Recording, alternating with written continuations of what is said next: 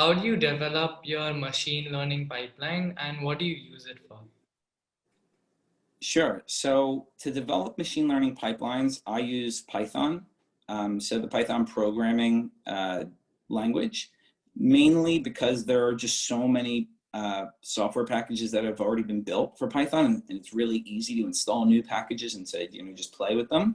But I like Python because there's this scikit-learn package that has a lot of different machine learning models, and they're all implemented with the same syntax. And so when it comes to using a linear model or a neural network, a lot of times it requires very few changes in the lines of the code.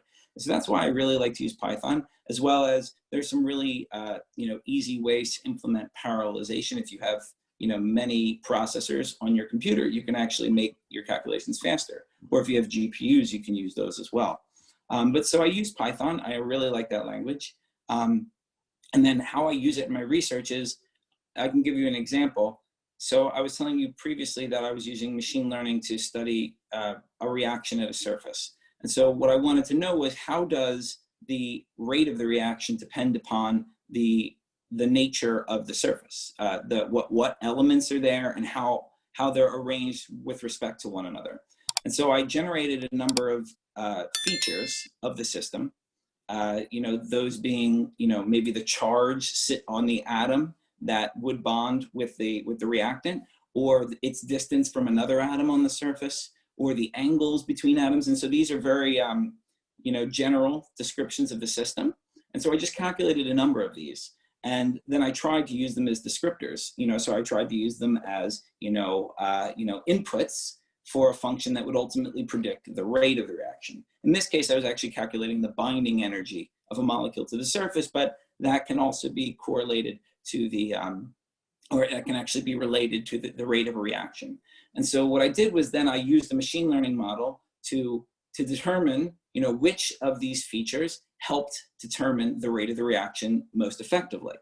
And then once I did that, then I plotted I did like a scatter plot of the correlation between the most important variables, which turned out to be the bond length at the binding site between two surface atoms, as a function of the rate.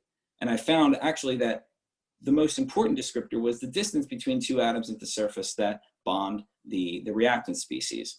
And so, that was interesting. It's something that a conclusion you could have come to just by analyzing correlations manually, but it was an interesting example of how machine learning could get you there fairly quickly.